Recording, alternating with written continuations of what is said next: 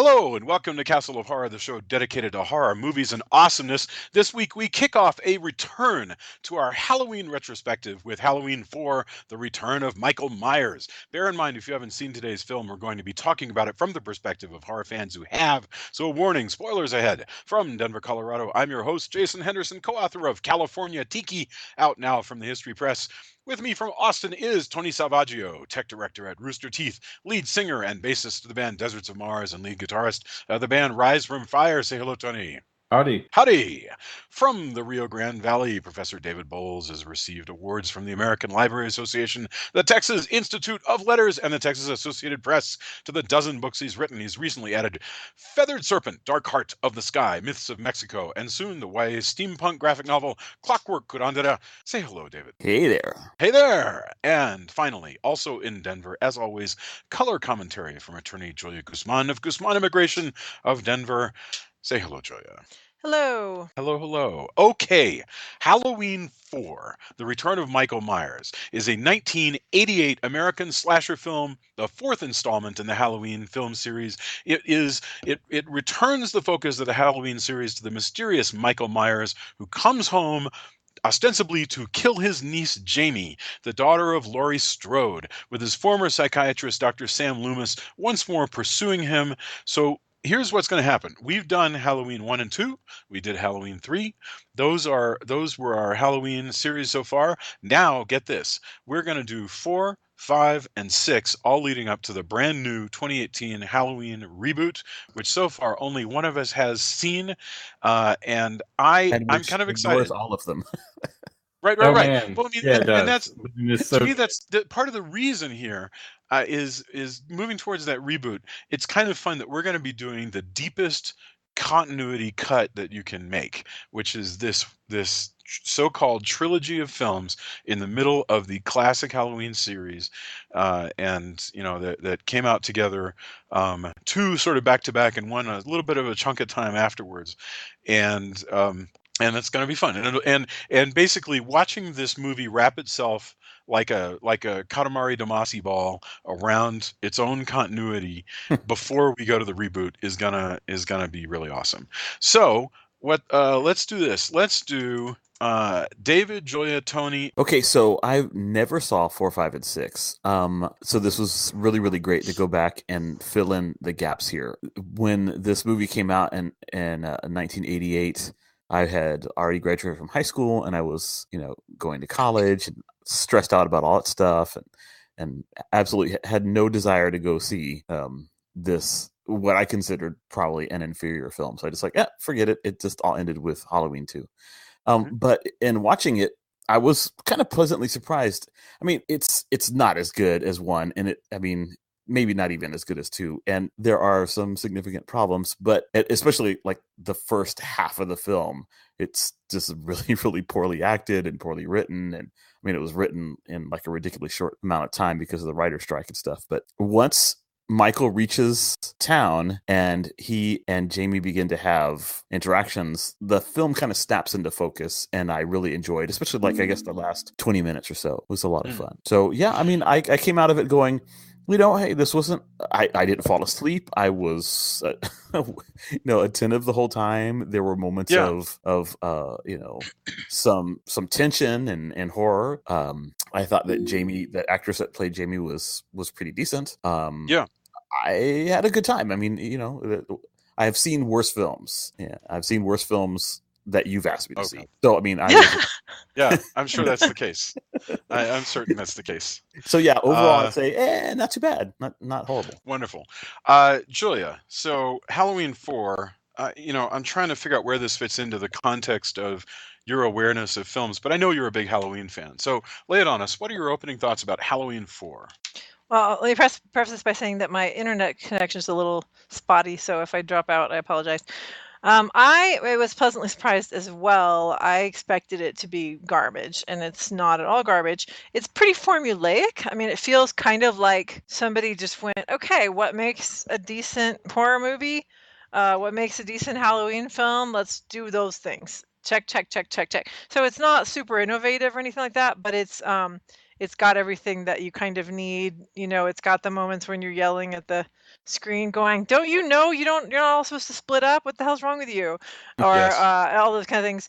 It's got kind of a twist ending. I mean, you could see the ending coming, so it's not that twisty, but it's interesting. And then I think it's better. I actually think it's better than Halloween 2 personally. So I did enjoy it. Wonderful. Okay. All right. Tony, better than Halloween 2? I don't know about that. It's not great, but it's better than a lot of slasher films. I hadn't seen it in a long time. I think 5 was the first one I saw in a theater. I think I saw 5 and then retroactively saw 4, if I remember correctly. It's okay. Donald Pleasance is trying to do his best with the material. And everybody else it's just really formulaic. Yes. And not that great overall, but it's, not as bad as a lot of other movies. It's not one I would watch on the regular, that's for sure. But it does what it's supposed to do, even if it is kind of a like, well, we're back doing things again because it's Halloween again, and that's okay because it's supposed to mirror Halloween. Yes. And again, I'm seeing this after seeing the new Halloween, which was really good. So, in my opinion, that's a solid point. I'm a little spoiled at this point. Yeah. So yeah. It does what it does. It's not bad. It's not great. So my feeling here, and I haven't seen the reboot, and so I'm going to assume that the reboot's on a whole other level, and right now I haven't seen it, so I'm only dealing in the universe of the films of the classic Halloween series, ignoring the zombie movies for a bit. My feeling here, first of all, Halloween 1 is a classic, and it almost is incomparable. You can't. It's difficult to compare anything to it, but it acts as a template kind of for this film in a lot of ways that the scenes are set up and the shadows are played with and so forth. I think Halloween 2 sort of goes off in its own weird direction where it all takes place in a hospital, and that was kind of its own thing.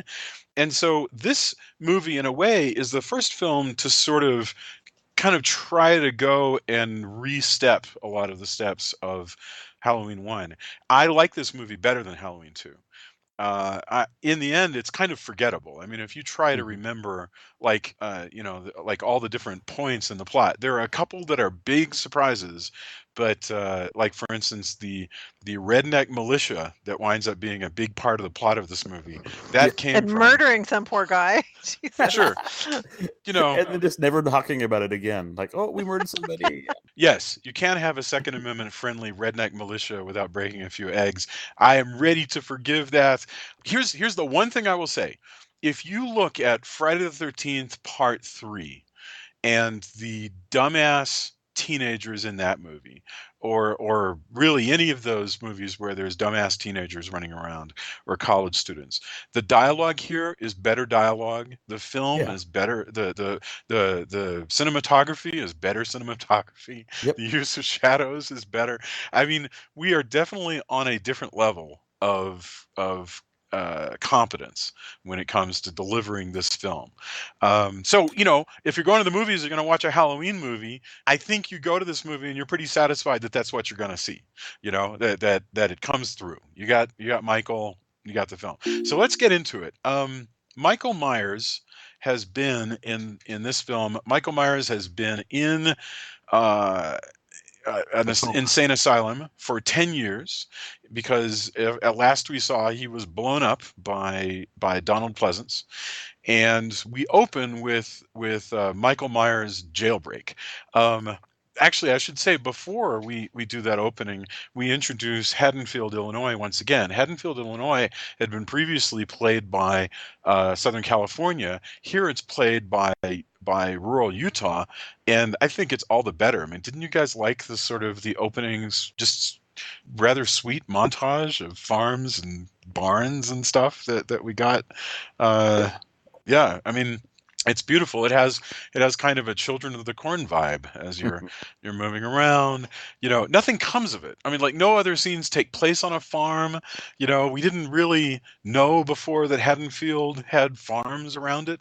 It doesn't matter at all because none of the plot deals with farms, but it is beautiful. I mean, it is And like they once again imported leaves for this one. Last time it was because it was summer and everything was green, and this time it was because everything was dead. And so they brought in the colorful leaves again. yes, yeah. Once they're filming in suburban Salt Lake City, uh, that right. Once again, they had to import leaves. They had a lot more leaves, and it looks great. I mean, that's one thing that I really love. That kind of makes my heart just go pitter pat when I'm watching these movies. Is the beginning sort of scene setting where they're showing the little town and the leaves and stuff like this. That stuff just gets me every time. I love that mise en scène, and I'm happy with it.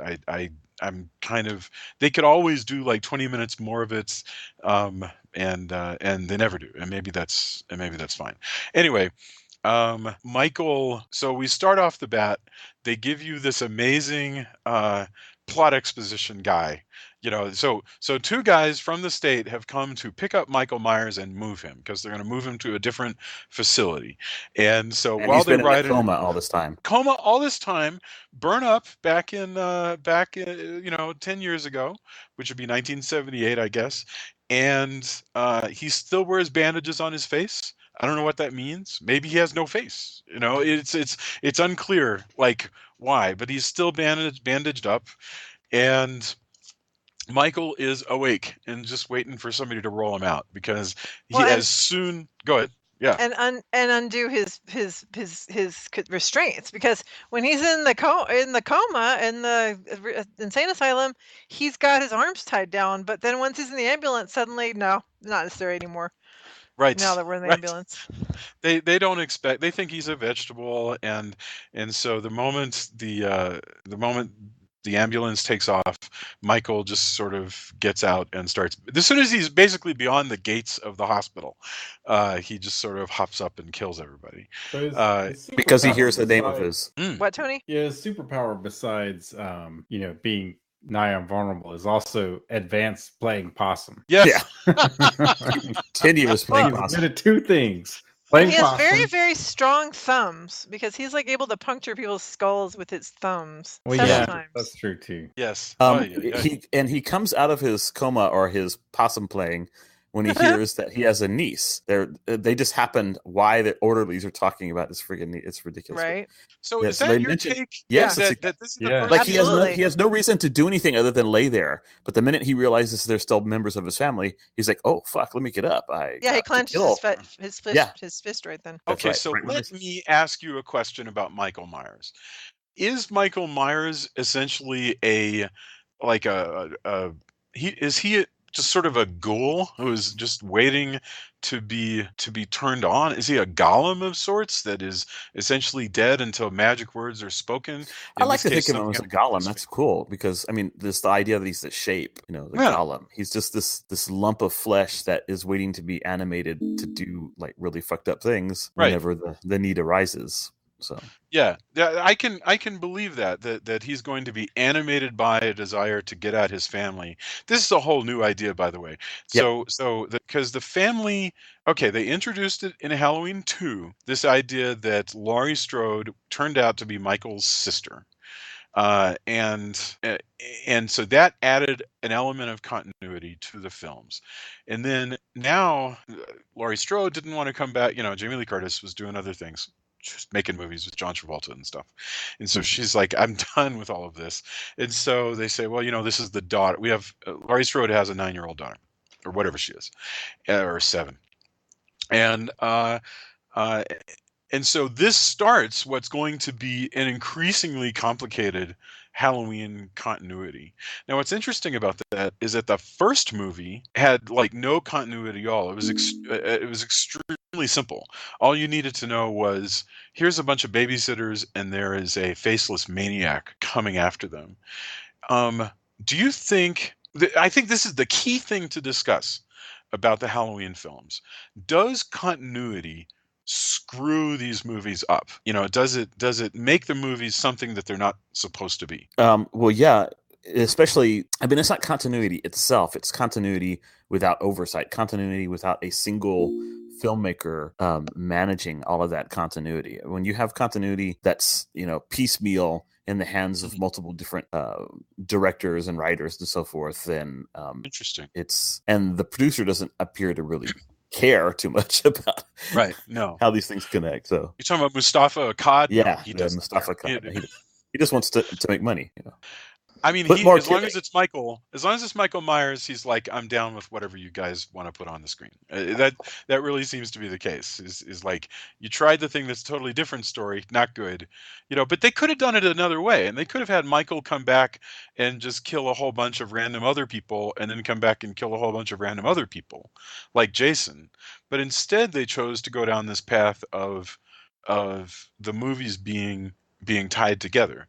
And I find that fascinating. I mean, Tony, what about you? I mean, do you get annoyed when films like this start introducing a lot of tight continuity? I mean, anytime it's good is good, but it gets progressively weirder. And I kind of liked where it was going in 5 because I didn't have any real connection to the series in the same way that other people did when I first saw it. But it gets progressively weirder, and the child actor in this, like this sister, and then her daughter, he has a niece, and then she's an orphan, and I don't know, man. Like, it doesn't always work to add a kid to the thing because you want to because you thought Friday the 13th: The Next Generation was something that you wanted to do for whatever reason. I don't know.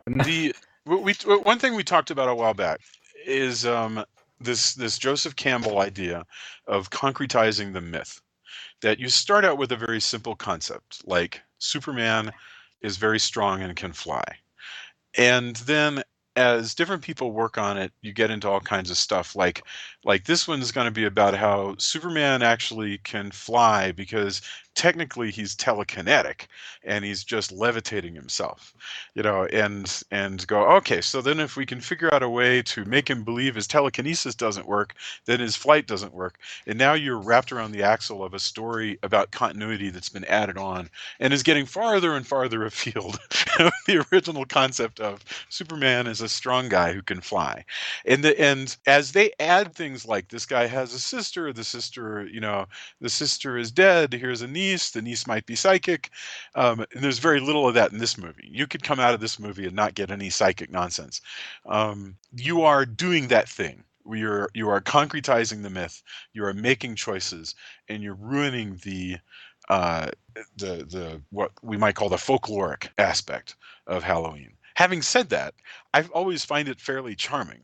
I mean, this is the stuff where so I'm literally always of two minds. I'm always warring. I both always want to return to the beginning, to Superman is super strong and can fly, but I also really love the bottle city of Kandor. I am torn. And same thing here. I like the boogeyman who makes no sense at all, but I also like the bonkersness of trying to keep track of Michael Myers' family tree, especially apparently in number 5 and 6, which I have no memory of, so I have no idea what happens in those movies, but I do remember that it gets ridiculously complicated about something so simple as Michael Myers. So, I mean, yeah, go ahead. I mean, I don't know, but I kind of do agree that at this point, I mean, if you just kept making these things, would it get as bad as some of the Friday the 13th, or would it get even worse as some of the Hellraisers? Say more about that, because I really gonna have a Michael Myers where it's Michael Myers' niece's nephew's godson is on a bus, and now it's Halloween plus the Speed movie. If you go below 65, Michael Myers kills a family member. I mean, how far do you take that? Like, I'm glad it didn't get to there. No, but I mean, the twist at the end of this film suggested something that would have been really fascinating, but that didn't. They just didn't follow through as well as they should have. That they're not going to pick up that instance. No, I mean, it's not that they don't pick it up. They don't follow through with it the way I think they should have. And there's an opportunity to really to do this thing that I guess also Paranormal Activity tried to do and so forth. The suggestion that every generation there's got to be this. Well, I guess it's also what happens in what the hell is this new film? The really horrible one about the girl getting her head smashed off on the pole. Who saw that? Tony, you saw it. You know what I'm talking about, right? Hereditary. Yeah. Nope. So the Haven't same seen it. Yeah. Spoilers, by the way. No. I mean, that's something that happens pretty early on. But this notion that it's still spoilers. evil, Way to go. Evil is generational. Everybody who listens to this podcast has already seen that. It's just the person who created the podcast who hasn't. Like all the real horror fans are like, dude, how could you not have seen Hereditary? What's going on? I don't know what to tell you. It's been a busy summer. You're like, I'm writing a damn book and launching another one. Give me a break. But I mean, yeah, that idea that evil is generational and that, Michael Myers rises up and there appears to be no reason for him to be the stone cold killer. And he's taken out, but someone else rises in his place from the same family line or something. That would have been really cool. It would have been cool to see like a female serial killer and to see Jamie grow up and go around slashing people up. That, and it's kind of the impression that's what kind of in their back pocket. Like, well, again, that was kind of what they did with Friday the 13th or tried to do, but then quickly were like, I don't know about all this. Somehow there just wasn't. Can't we turn these slasher killers into like James Bond? I mean, come on, right? Well, you raise a really solid point. Like if a person is Jason Voorhees and they're wearing the hockey mask, and you cite Jason Voorhees died, but now Corey Feldman is behind the hockey mask. How is it, considering that the guy is in the hockey mask, why does it matter to anyone that we're not calling the guy Jason Voorhees? But I'm telling you, they care. Yeah. Even though it's not the same actor, and there's hardly ever the same actor consecutively playing any of these guys. Yes. So that matters. That's what's interesting, David. We have to grapple. I don't think we can solve it right now, but that matters a lot. I think it goes back to the Men, Women, and Chainsaws, where she talked about how the elements that do crystallize in a horror movie that people really, really attach themselves to become deeply important to the point where if they are removed, you feel either really angry or just have a bad taste in your mouth. Like you feel like this is unofficial. Like this is a weird spin-off now where, you don't have the character that you loved. So once Michael gets away, into the movie walks the one and only Donald Pleasance, playing the part that he basically was born to play. I mean, I know Donald Pleasance is a major actor. He's been in a lot of movies, but somehow Donald Pleasance as this guy, as Sam Loomis, he is part of the horror movie pantheon. This is the part of a lifetime. He's amazing in it. No, yeah, he's brilliant. Even I think Tony said at the beginning that he does the best he can with the material he's given. Like especially, I'm thinking of at the very end when he says, when the little girl is revealed to be kind of stepped into her uncle's footsteps. And he's like, no. And I was just thinking, if I had that script and all it said was no, like how would I play that? Because it's not really a lot to work with. But he's amazing. What else expected. He makes you believe that anguish. That was real. He has that beautiful voice, by the way. He can do even really boring scenes and make them interesting. There's something very human about him. And the other hilarious thing about Sam Loomis, as played by Donald Pleasance, is his sort of religious, I don't know how best to put it, how seriously he takes fighting Michael Myers. So that everybody shows up, they go, well, tell me a little bit about this Michael Myers. He goes, he's evil. Evil. Well, that's all he is, because he's not, he's been killed a whole bunch of times. But, I appreciated... Sam Loomis is right. Go ahead, yes. I appreciated that we didn't have an Amity Mayer situation with the sheriff, because I really was worried when he showed up, the sheriff was going to be like, yeah, whatever, dude. And instead he's like, okay, let's check this out. Let's see what's going on. And I was like, okay, good. So that guy's like actually going to, try to figure out, if they're actually in danger and not just blow it off. Yeah, so Joe Bob Briggs, for instance, in his book, Joe Bob Goes to the Drive-In, I remember he was saying that basically the Halloween movies require two things. They require that damn mask, and I think right after this I want to talk about the mask. And he goes, they require that damn mask, and they require Donald Pleasance running around talking about evil and just the wonderful way that he says it. The only other actor who ever said evil in this way was Burton. Richard Burton, who in Exorcist 3 Oh wow, has that's a good point. time. Yeah, every time he's so you need a British actor who is really ready to just drag the extra syllables out of the two-syllable word evil.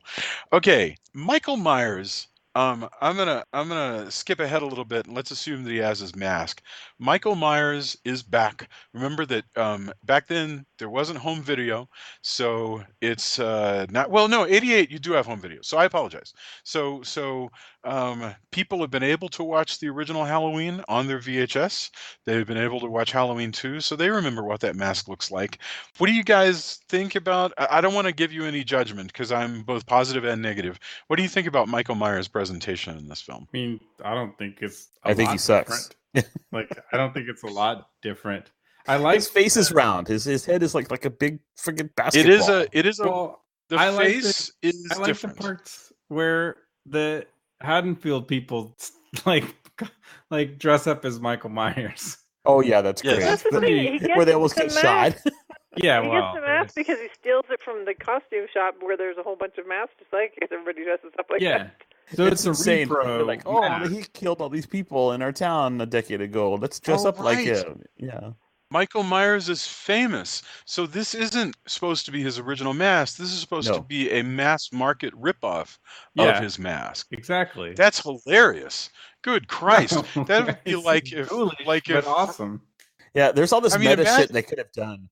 Yeah. They would have been doing the meta stuff long before, Scream or whatever, if they had gone that route. But it's just the script. They just didn't have time. They wrote it in such a short amount of time. There's just really no, some polishes and conversation. They really could have done some fun stuff with this. And No, that's Anyway. that's a totally good point.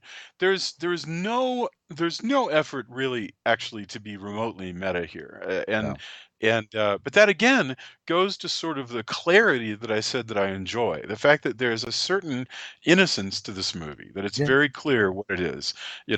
We got horny teenagers, we got flummoxed police officers, we got Donald Pleasance. Horny teenagers who must die, by the way. Yeah, so let's talk about our cast of teenagers. You have I know that you have Kelly. I want to get the actual names here. So our main girl is Rachel. They chose Ellie Cornell, who plays Rachel. They chose her because she's like however old she's supposed to be. She's supposed to be like 17 or something, and she's sort of scrub faced and blonde and but not like super hot. She looks like a normal girl, at least a Hollywood version of a normal girl, and she has a boyfriend who is the astonishingly like moronic hot boy Brady, played by Sasha Jensen, and he is basically just pure beefcake. He is a moron and a half, and he's supposed to go out with Rachel on Halloween night, but she's not going to be able to, so he's pissed off. So he chases after Kelly, who is The sheriff's daughter. the sheriff's daughter, but also kind of the town. What's the politically correct word now for? I don't even know. she's like a bon vivant, dude. She's like, yeah. Yes, yeah, no, exactly. She is a bon vivant. I'm going to start using that a lot. I'm gonna say often. I used to like a lot of movies with bon vivants. In fact, Yes. and this is one. So yeah, You're she's lucky you have David here to rescue you, because I was just going to sit and wait to see what you came up with. So, I mean, she is indeed the kind of person who thinks literally nothing of wearing an oversized shirt that makes a sexual reference to her father's profession and That's true. and panties, and hands out candy to completely bewildered children. and leaves this outfit on while police officers wander around her house at one point, and but she makes no attempt to actually put on any other clothes at any point. It's just really Oh no, she's even got less clothes because By that She point, takes her she's bra not wearing a off, bra yeah. anymore. So if I was that dude, and maybe he's Yes. just like, man, I'm gonna take whatever I can get, and Yes. that's sure, whatever, douchey frat guy. But Yes. I think I might ask, can you not wear your dad's shirt? Yes. Because that's got to be. There's like you have a whole nother set of issues if No, that's it's not like her this- dad's shirt. Yeah.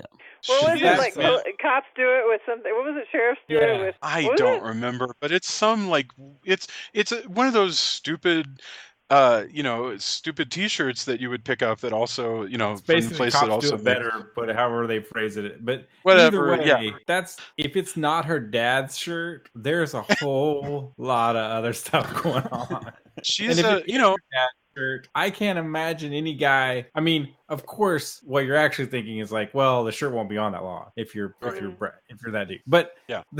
but either way, man, no, that's oh man, there's so No, much it going is. on there. She's freaky, but listen, I have no objection to people being freaky. They can be all the freaky they want, and small towns have all the freaky. That's fine.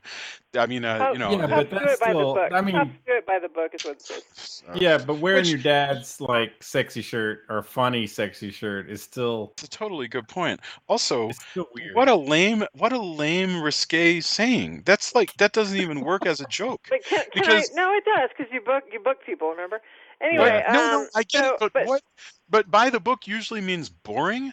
That's a joke that doesn't work. That's a joke I don't. Can I tell you something really What book quick? are we talking about? Like I maybe the Googled- sensuous They're man. gonna throw the book perhaps- at you. Yeah, they're gonna throw the book at you. Yes. Jason. They're Okay. they book I- you. Go ahead. Yeah. You go ahead, Julia. Tell us. I googled Halloween 4 Kelly's shirt, and the first image that comes up is a Barbie wearing the Cops Do It by the Book shirt. Oh shit! And it's from Aw. michaelmyers.net. So apparently you can get a Kelly Barbie at michaelmyers.net. All right. Michael-myers.net. Sorry. That's Oh, brilliant. man. Super funny. Wait a minute. Does that mean that I could start taking Ken dolls and putting little mechanics outfits on them and selling them as Michael Myers in disguise? Like, You have to put the mask like on, too. Sure, I'm sure Michael-myers.net has already beat you to that, I'll bet. I'm sure. All right, well that's interesting. Okay, so all right, and finally we should mention, of course, Jamie Lloyd, who is played by Danielle Harris, And named after this- Jamie Lee Curtis. Yes, the character. and this is a really good actress. I mean, she is wonderful. I think Yeah. she came from like a soap opera, like One Life to Live or something like that. She knows how to. She knows everything. I mean, she's the best actress on the set. She's really, really good, and that's why I'm telling you. All the scenes that are with her and Loomis and Michael, like the movie, like pops when that happens. When the three of them are engaged in the cat and mouse thing, is like, yeah, I got into it. I was gripped. Yes. And I didn't necessarily want to be. I was like going, whatever. And then suddenly the three of them are there, and I'm like, wow, okay, this works. If they had Yeah. like really like focused on this triangle of relationship here, this could be really, really powerful. And of course, Yeah. I mean, she goes on to play in the Rob Zombie reboots as. Did she really? Yes, she is the sheriff's daughter, the best friend of Oh, no kidding. Laurie Yeah, Strode. it's been a long time since I've seen the. And she's like one of the Zombie. best things about those films, man. So the actress continues, many years later to I'm rise glad to to the hear it. occasion. She's only a tiny bit bitter that her character seems to be forgotten in later Yeah, movies. well, and is written, and that she as an actress was written out of Halloween 6, as you guys will see, and replaced with a different actress. Yes. Yes. Yeah, I do remember that because Julia and I saw, believe it or not, we saw Halloween 6 in the movie theater. Oh, wow. And, yeah, we saw it at the Union Station in Washington D.C. I feel David sorry is for so you. easily impressed by things. I'm impressed that your relationship continued afterwards, because that's a really bad movie. That is, I know. arguably the worst of all these films. Anyway, Yeah, I can't wait. But I mean, what I remember is Rob Paul Rudd Zombie's was Halloween an actor. 2 is better than Halloween 6. I mean, that's how bad Halloween 6 is. So I've still not seen Rob Zombie's Halloween 2. I don't know like what that people hate it so much that I'm really inclined to go see it just to find out why it engenders such raw hatred. Don't tell me. No, I'll- I would just take all I say is this: it gives Michael an inner life, which flies in the face of everything that we've been talking about, the shape and this Yeah. golem kind of thing, and giving him an inner life is Yeah, he goes in a whole nother anathema to the direction. character. Rob Zombie does. I did enjoy his reboot a lot, but I felt like it was a side pocket universe that was just different. Well, I'll tell you Uh, that he does one thing that I not to belabor the point, but one thing he does well is on his Halloween 2, he compresses the plot of Halloween 2 into like 20 minutes of like a really, really tense, badass action. And I mean, that for that was alone, it's worth watching. All the that was hospital one of the things. things that was good in his Halloween 1 was when Laurie's like hiding in the walls and he's like punching through the wood lats with those hands that are like the size of watermelons, you know. He that was It's amazing. You can feel how powerful that guy is.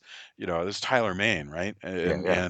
And you just feel what a freight train that version of Michael Myers is.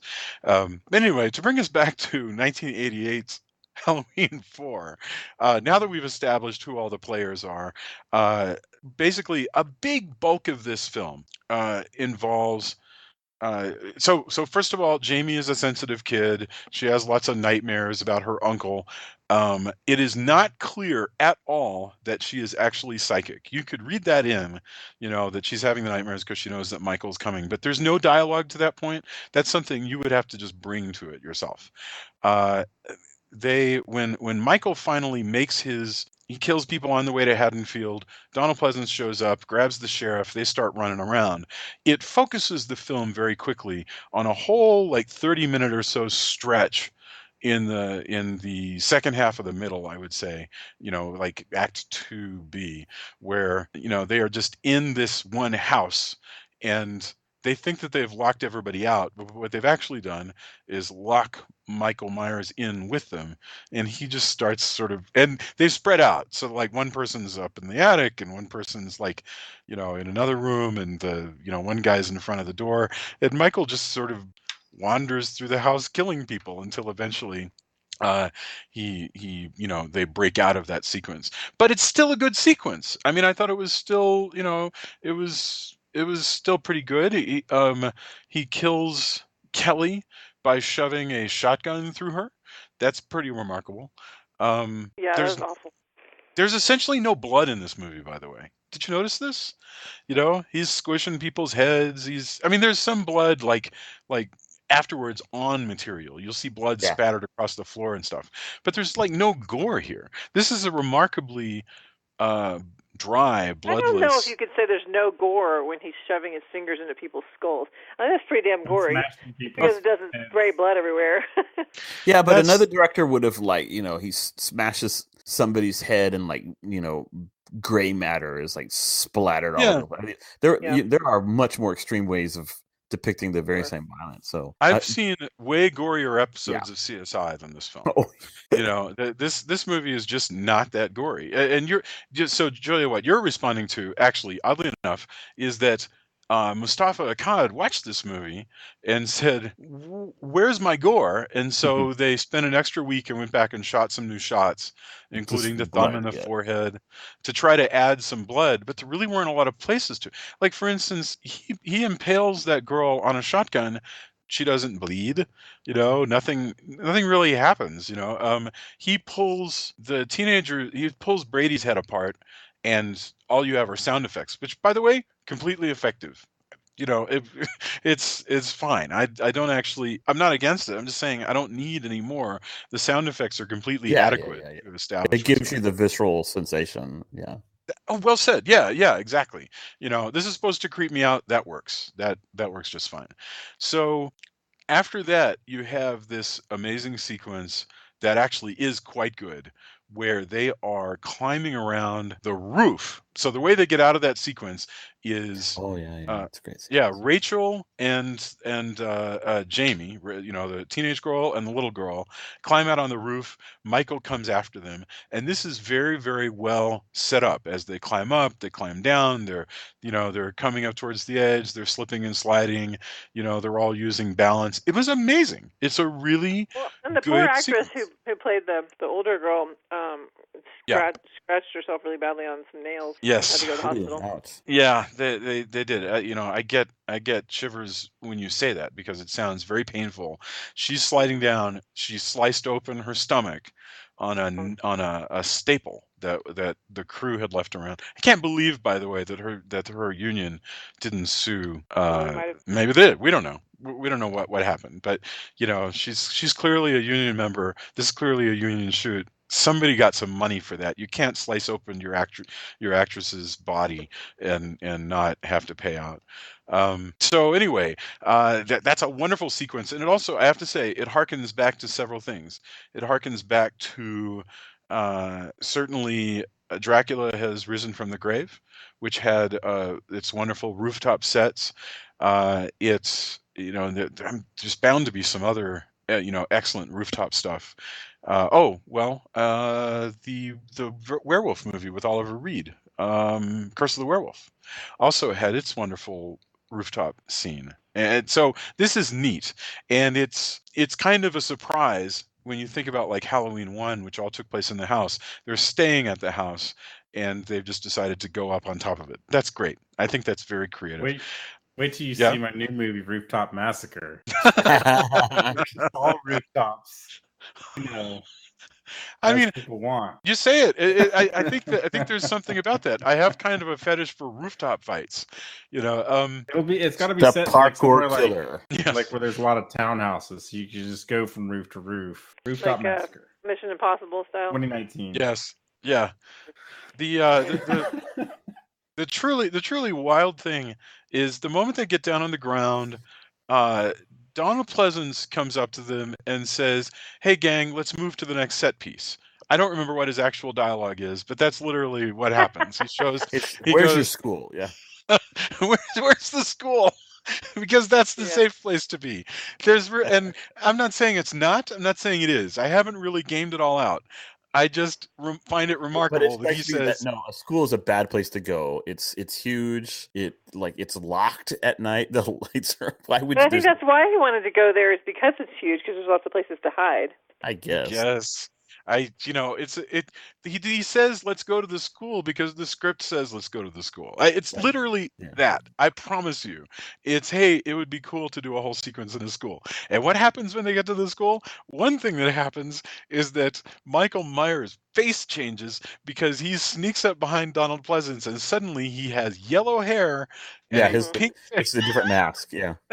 It is, although it's a better mask. The mask that he wears all of a sudden is a better looking mask shape-wise. It looks like the Halloween 1 mask, but it has the wrong hair. They had painted it yellow, and it just the prop master said, well, that was actually the first one. It was Yeah, the because they had to original reshoot. one. They had to reshoot a bunch of Yeah, scenes. and then they went back and reshot it with the dark brown hair. Right. The prop master seems to think that what happened here is by that time they were using the right mask, but he says it was so late and they're doing so much that they just literally, their brains were toast and they just grabbed the wrong mask. He really believes that somebody went out to a truck, grabbed the wrong mask, and nobody thought to correct him that it was. I don't think that's right. I think they had shot everything blonde and then they forgot to go back and reshoot that one or something. Yeah, or maybe it was just too complicated to reshoot those scenes. It was too complicated. Yeah. In all of this, let's not forget, Michael Myers took it upon himself to go to the police station and just wreck shit. Yeah, Yeah, and kill fucking everybody. He didn't just. He's already taken out. So at the gas station, where he gets his jumpsuit again, And the power grid. He decides to take out telephone lines, which that happens because he blows up the gas station. He then takes out the electricity. Takes out by throwing some poor guy into the power grid. He's a domestic terrorist at this point. Yes, you're right. Yeah. Like, it's pretty amazing. You're right, Tony. That's a good point. He's not just a slasher. It's like, he kills if I'm gonna find all my of niece, the cops. If I'm going to find my niece, first, let me do this systematically. Yeah. Telephone lines were a bonus because he blew up a gas station. Leaving Donald Pleasance there, who has to hitchhike, and then, and you want to kill, he gets mocked by a bunch of cheerleaders. You want all of them to die. Sadly, they don't. That's so true. They deserve I it. was so rooting for them to die. Oh, that would have been great. But anyway, he doesn't kill them, unfortunately. It would have been great if the rednecks had accidentally killed them later in the film. Though. Oh, yeah, that would have been good. They deserved it. Like, mean to old men? What the hell's wrong with them? Yeah. But he takes out the power grid by throwing a person into it. then goes, I don't think that's enough chaos. I don't like being shot by the cops, so I am going to just go to the police station and wreck everything like the Terminator, but they do it off screen. Yeah, do it off screen. Get there, Kill the they're crap like, out of everybody. But hey. Tony, you totally glossed over a really important part. He leaves Donald Pleasance to hitchhike, and Donald Pleasance gets mocked and ditched by the cheerleaders and the football players, and then gets picked up by super creepy ass. Like, what the hell was that guy? I mean, it was so weird. He was like the guy from Poltergeist. You know, Oh, yeah, we're all like gonna die. the old You man. know, it's just like so. They were shooting for weird. like a crossover. But they left it open for like, I can't remember. Do they leave it open for a buddy movie where it can be Donald Pleasance and that guy looking for the apocalypse? He's like, hey, I know a fellow traveler. We're both looking for the apocalypse, right? Donald Pleasance is like, yes, as long as the apocalypse leads me to you dropping me off in Haddonfield. I'm totally looking for all of the apocalypse in Haddonfield. If you could drop me off there. Yeah.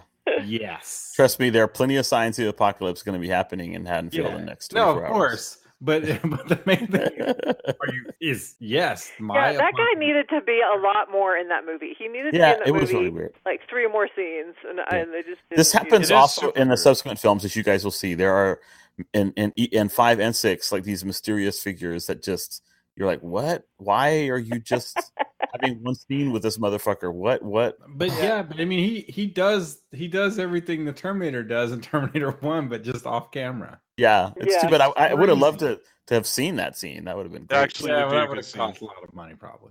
But anyway, that has to be it. Well, but what is so there are some weird choices going on. There's this one question you have, like you say you have a minor character. Do we make the character interesting? Or do we make the character forgettable? If you make the character interesting, you run the risk of people going, that character was interesting, how come we don't see him anymore? That's one of the dangers, because you could have just had him be a boring guy in a truck. Instead, he's this weird super preacher kind of guy. There is a character like this in Return to Salem's Lot who really does come to the town and open up a can of Satan killing whoop ass, on everything there. But in this case, we don't see the guy again, and we really feel like we should. Yeah, I also be the guy who comes back in the end and he's like, yeah, the thing power I never of liked Christ about compels you. I don't know what the fuck. You could have done anything. Yes. I gotta say also, Donald Pleasance has a really great moment in that scene where he literally laughs beside himself. Smiles, yeah.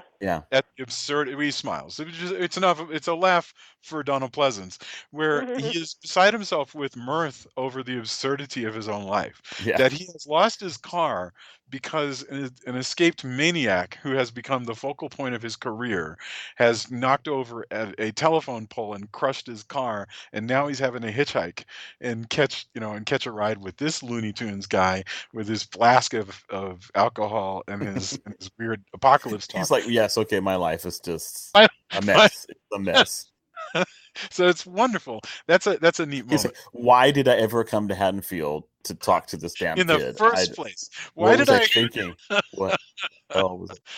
Oh my god! Stayed in friggin' England or wherever the hell I'm from. Yes. Yeah, it's a solid point. Okay, so the effect of killing all those cops is that you have no more cops. I don't know if cop uniforms are more expensive. I don't know what. There's a choice going on here that I don't completely understand. But what the cops get replaced with is, again, a redneck militia of guys in trucks with shotguns who kind of deliver us into the back end of this film. They rescue Rachel and Jamie to drive them out of Haddonfield. Unfortunately, like Robert De Niro in the remake of Cape Fear, Michael is clinging to the underside of one of these pickup trucks and climbs up and starts throwing the guys out of the truck like Audie Murphy shooting Nazis. And so he makes it up to the top, up to the front, rips out the guy's neck like Dracula in the Bad Ham Dracula, and then we're left with just Michael and Jamie and Rachel. And and that brings us to the final bit of action. This is good action, by the way. Yeah. All this stuff with the truck. This is the most expensive part of the entire movie, where stuntmen are being thrown left and right, and the truck is moving around, and Rachel's sweater is getting torn, and they finally manage to. Okay, Rachel wrecks the truck. Michael winds up stumbling around an old mine shaft. And and when the redneck militia shows up, they shoot him, and he falls into the mine shaft, and that's the end of the movie. I mean, that's the end of Michael Myers here, because Donald Pleasance afterwards comes back to the house, says to people who have never seen him before, "Here is your daughter and your foster daughter. Michael Myers is in a mine shaft, never to be seen again." And then he wanders away, presumably to make himself some tea, because he doesn't leave the house. He just sort of turns around and walks away, with them going, "Who the hell is the English guy? Why is And he where here?" does he go? Why is he not walking out the door? What is he going? He's headed to What the is he kitchen. doing? It's wonderful. I love this. It's so bizarre and I have strange. saved your children. I am going to make myself some tea. So, Oh well, I've got this strange guy in my house, but I'm going to go ahead and go get ready for bed now and get murdered by my foster Yes. kid. Right, she goes up to Oh, draw yeah. a bath, and we're left with this moment of that we've had several. I should mention. I'm sorry we didn't mention it, but she has had several visions of Michael, or memories, or imagination, or whatever, of Michael wearing the clown costume. Jamie has also chosen the clown costume, and now she has slaughtered her foster mom in exactly the way that Michael slaughtered his sister, and has a similar pose and everything. Explain to me, guys, what is going on to this movie. Pretend you don't know about number 5 and number 6. It wasn't What his are the sister. Wasn't it his mother that he killed? No, His he killed parents? his sister. He killed his sister. Oh, he killed his sister and not his parents, or did he Not kill his his parents as parents. well? No, he didn't kill his parents. sister. No, his Not parents. kill his- His parents, if I remember correctly, like they're the one who commit him. Like, Yeah, remember they come home Yeah. and they go, Michael. Yeah. Oh, right. Yeah. Okay. So, but here's my question. If I'm watching this movie in 1988, and it boggles my mind I didn't watch this movie in 1988, but if I'm watching it then, what am I supposed to make of this ending? Am I supposed to think, oh, she's crazy and the trauma has made her crazy? Or am I supposed to think she is possessed of the spirit of Michael, which I've heard Well, some people say, and I think that's a yeah, bit much. because but he tells her don't touch him, and then she touches him, Oh, interesting. grasps the machete, and then falls away. So she's touched him. So we're supposed to believe there's some kind of possession thing going on. Oh, Yeah, so it's like what's that movie? Is it Seven? No, which one's the movie where the devil's passing from person to person? Yeah, with Denzel Washington. That's called. yeah. Oh God, I can't remember what that was called. It's like Beyond or something. I can't remember. It was Denzel Washington and demon possession. So you can find it through a pretty quick Google search, no doubt. Fallen, maybe. Fallen. Yeah, Fallen. Yeah. But it would have been better to call it "Time Is on My Side" because that was the song. Yeah, because that was the song, right. The demon kept Or singing. that they kept quoting. Okay, so that's what's going on. Is it is a psychic transfer that this is now Michael in a little girl body? Yeah, it could be that, or evil. Yeah, that makes a lot of sense. Not, I like that. It's Not evil. Right. Yeah, Right. 'cause Evil in a little girl body. Evil has passed on like a miasma. Okay. That I like makes it. All the most sense to me, because otherwise there's just not enough for her to have. And there's nothing in Suddenly her made that. character up to this point that indicates Right. that she would do that. And so it's got to be something that has Yeah, wormed its way it's inside of her. pretty explicit if you watch the scene.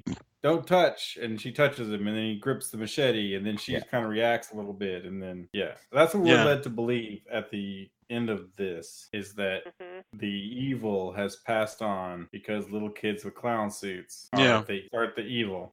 Well, that I guess that Michael's family is somehow cursed in some way, that they are susceptible to this evil. Okay, I guess that's fine. You know what?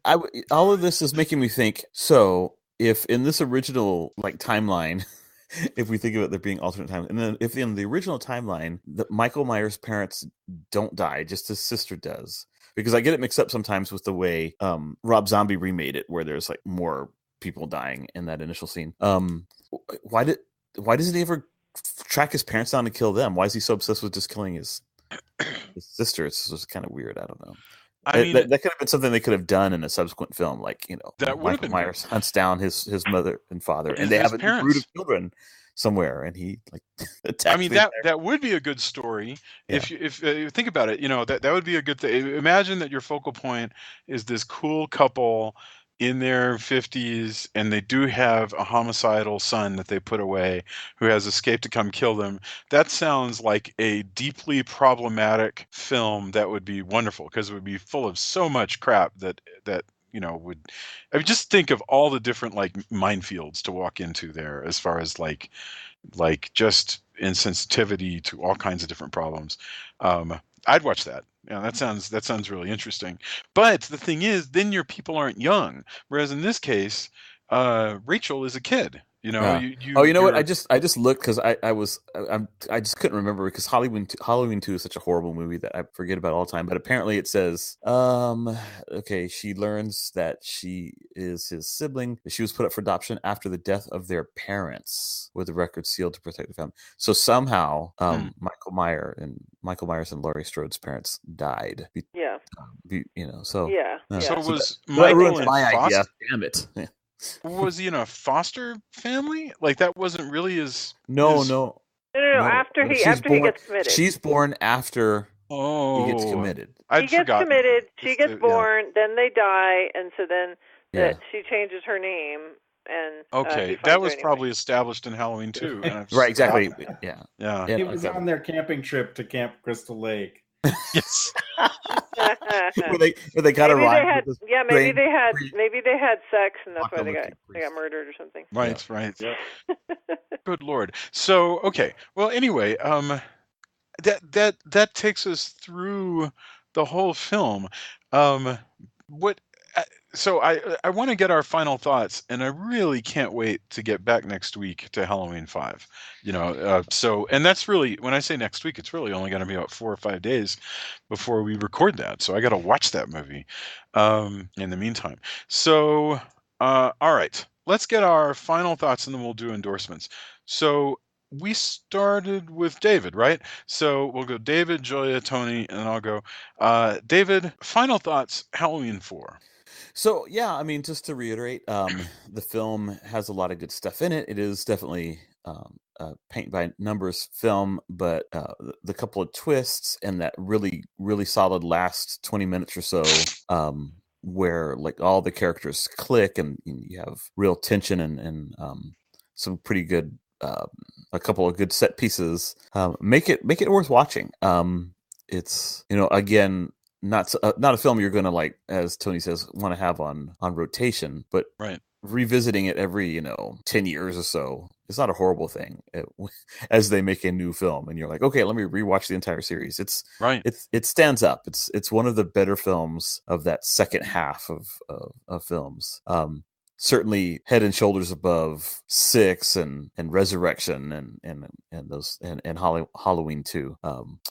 So I mean, yeah, I don't have any major objections to it. Loomis is great.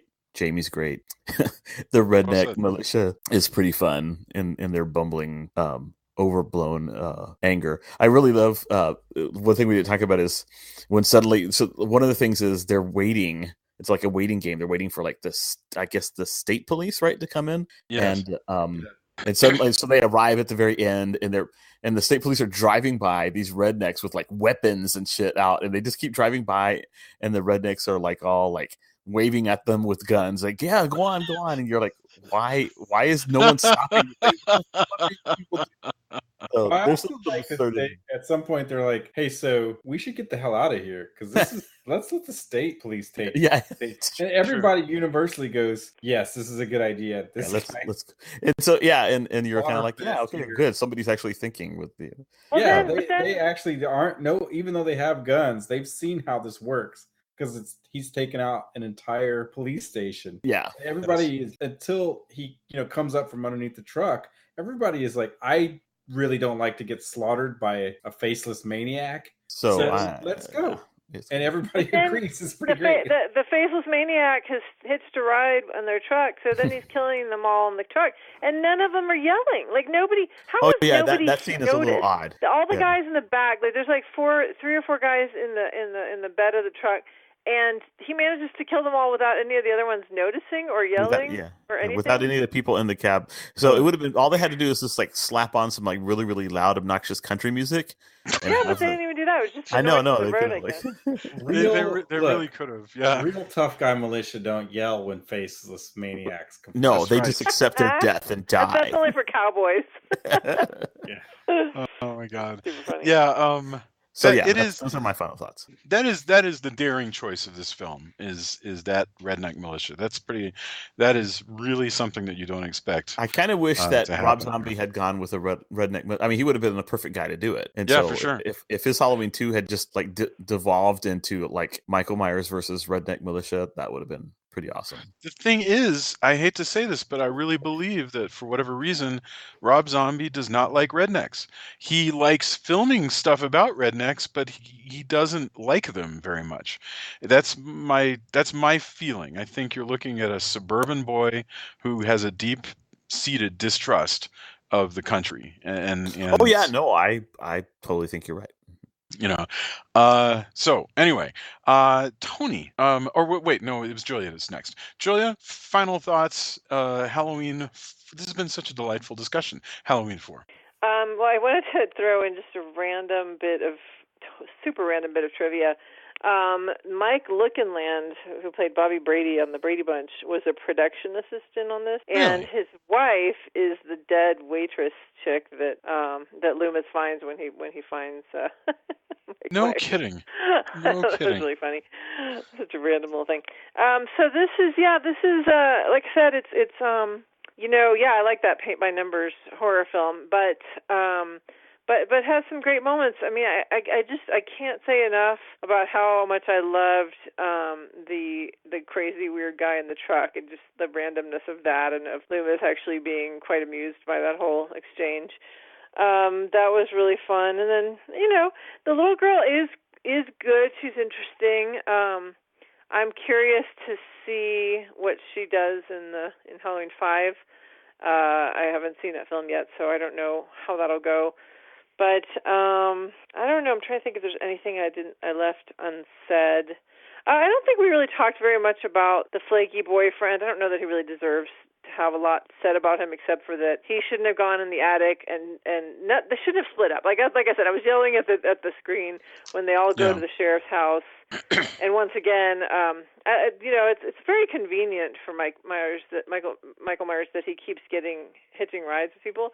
So he hitches a ride with the sheriff's deputy to the sheriff's house where everybody's hiding out, and manages to get in before they barricade themselves inside the house and lock all these locks with keys. That then they take the keys and nobody can get out of the house, which was just like so stupid. And then they manage to separate within the house. One goes to the basement, one goes to the kitchen, one goes to the attic, one goes to the bedroom. The little girl's in the bedroom by herself. What the hell? Like, how hard would it have been for her to sleep on the couch next to all the other people? I don't know. Yeah. That part really just aggravated the crap out of me, because it was like horror movie do not 101, like all these things. Don't do. If you want to know how to survive a horror movie, watch this scene and do none of the things that they do here. Yes. But other than that, I think I think we've said everything. Wonderful. Okay.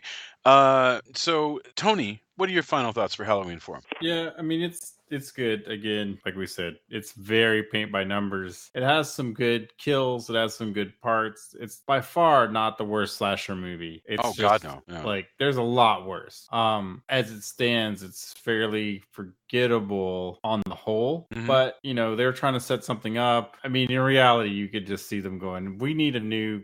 What do the kids like these days? Sure, this script is fine. Donald Pleasance is going to do Donald Pleasance things. It's got Michael Myers, this generational thing. Let's just go with that. Fine, film it. And everybody, films it adequately. It's not, it's a decent movie. It's just not really memorable. But again, I mean, what do you do? To be honest, what do you do if it's been this amount of time and you have to win back people who hated 3? Yeah. And the answer is you go back to the tried and true and try to regain some of your glory and bring Michael Myers back doing Michael Myers things. Yeah. Michael Myers has what it ends up being a domestic terrorist. He takes out power grids and all the cops in the town, basically. If he was allowed to. Yeah, I agree. I mean, I think you nailed it exactly right. That these movies at this point, back in 1988, if they're going to succeed, it's going to be by turning Michael Myers into a commodity, like James Bond, where you know that if it's the fourth or the sixth, that you're going to go and you know what it's going to be. I'm not saying that they actually succeeded in doing this, but I guarantee you these movies are better the closer they hew to the notion that you got small town people running from the boogeyman. Period. The more you introduce any other weirdness, the farther you get from that, the less effective it's going to be. Nevertheless, we've chosen to take 4, 5, and 6, and these are the movies where we are going to wade in to the weirdest that these films got. So that's going to be super fun. That is our task before us, and it's going to wind up after this palate cleanser with the brand new Blumhouse reboot that I can't wait to see. So okay, let's get to see it. Like Yeah, I'm alone here going, but I have to wait weeks till everybody can talk about this. It must be hard. Yeah, I can only imagine, and I appreciate you not spoiling too much, honestly. No, you have to see it. Like you have Yeah. to see it raw. Don't watch trailers. Just know you're getting the sequel to Halloween 1. Yeah, And got it. go with that. And man, it does it. Okay. So let's get our endorsements. I have no idea what you guys want to talk about, but I'm interested in hearing about it. David, what do you have for us this week? So, I mean, I kind of already hinted at it before we started recording, but yeah, definitely Mandy would be my recommendation. It's a very trippy, weird film. It's definitely for people who are into slightly more avant-garde horror. So if you dug like, I don't know, like Neon Demon or, films like that, maybe like Black Swan or like these really weird psychological things with kinds of trippy visuals and so forth. It's worth seeing. Nick Cage he's Nick Cage, but he gives a very understated, muted performance in the beginning, and I guess it's not giving away too much to say that it's kind of a revenge film in a way, and when he kicks into his revenge mode, he goes like really, really bonkers. But it's great, very like 70s and like prog rock influenced, and incredibly well filmed, beautiful, trippy visuals, lighting, strange effects. It's mesmerizing as a film. The plot is really straightforward and kind of thin, but just watching it, you'll just enjoy it. You'll fall into the depths of the visuals and some of the creepy ideas that are contained in it. So yeah, totally recommend it for people who like that kind of stuff. Thank you very much. That's fabulous. Julia, do you have anything to endorse this week? I watched the series premiere of Manifest, which is the show. If you guys have seen either you've seen the ads or you watched Jimmy Fallon and Higgins making fun of the movie of the show. I mean, it's about these people who get on a flight, and then when they land, it's 5.5 years later, and they don't know that they've been gone. They haven't aged. Nothing's different for them. They feel like it just had a regular flight with a little bit of turbulence, but everybody else is like, we've assumed you were dead like years ago. So it's basically kind of a superhero movie, or something, at least, show.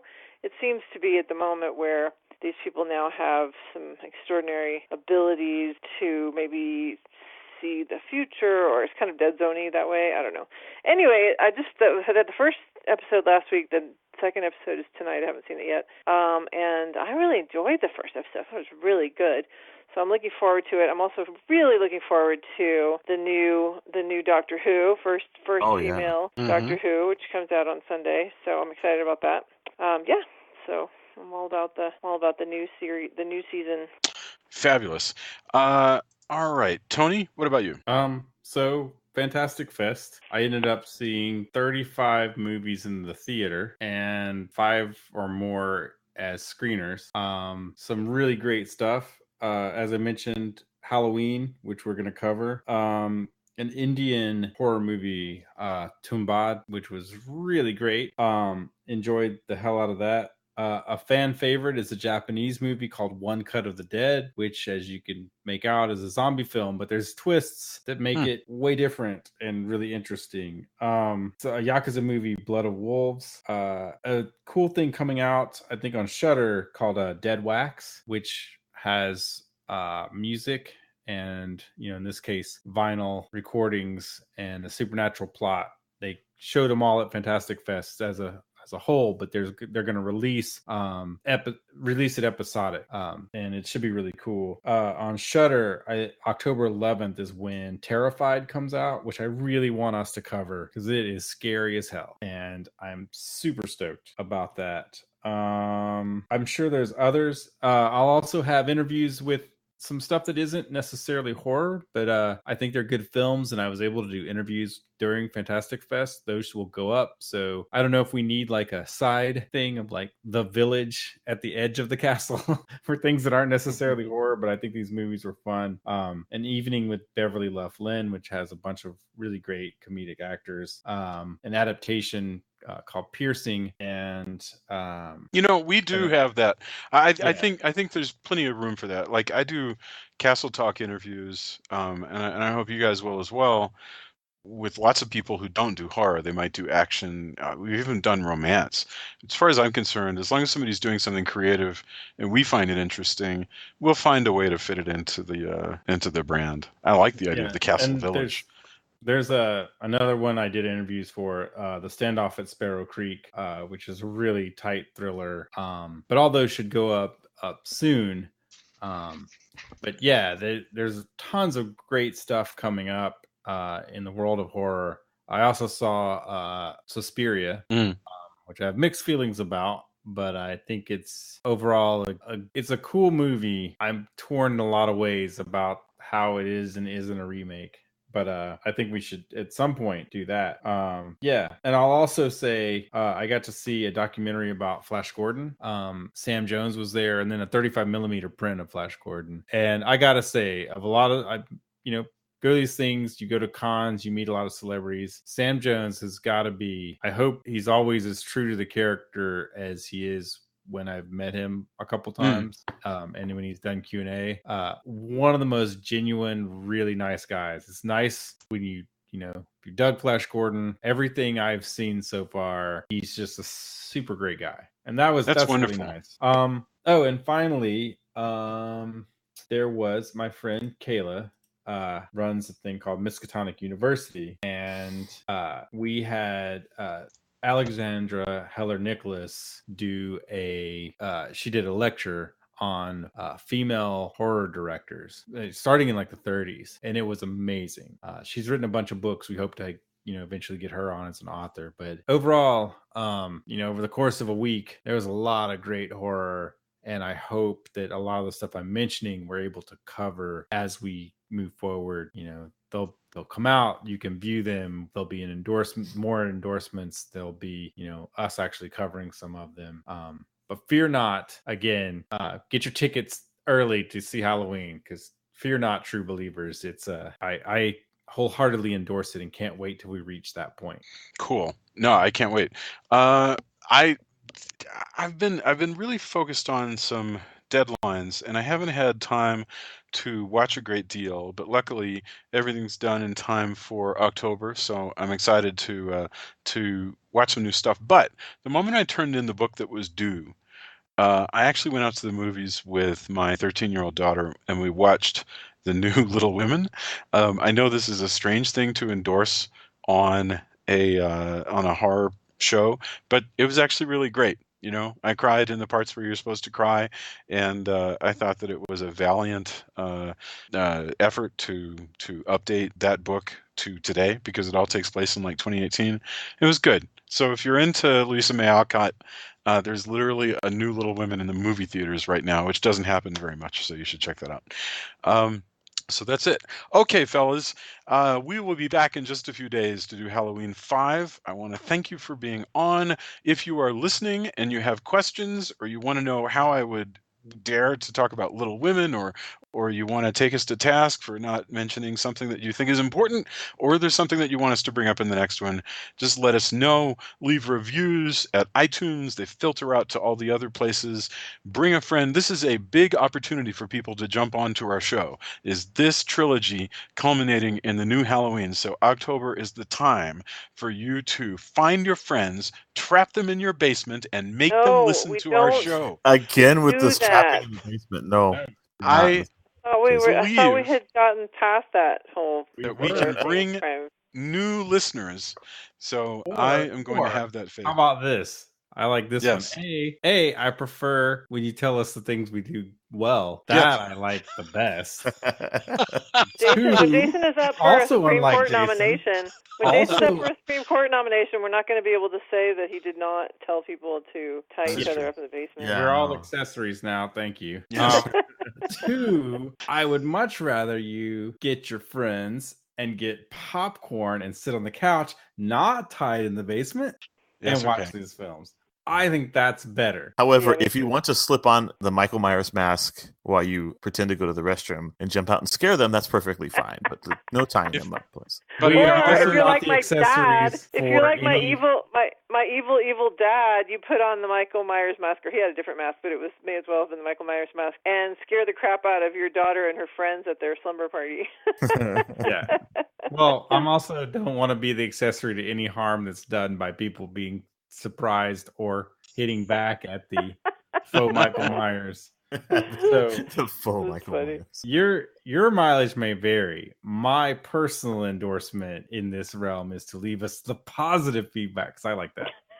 And then B, also watch horror movies with your friends and enjoy them. That's So you're willing Even better. friends who are willing to do this with you. yeah, willing to sit on the couch with you. I like that. Again, whatever you do is your own thing. This is my non. Now, if you want someone else to tie you up and force Yeah, you to watch that's it, a that whole I mean, other thing. we all have our own kinky taste, so that's fine. That's a with whole other thing. consent, I have no judgment. I have very, very little judgment. So okay, I will. Yeah, all I right, think that's we will- true on a lot of levels. Yeah, I think we agree with you there, buddy. All right. Okay, everybody. Have a fantastic week. I am so thankful that I got this chance to spend this time with you. It just means a lot to me. Have a wonderful week. I'll talk to you soon. Bye. Hey, Hasta everybody. pronto. Night. Bye.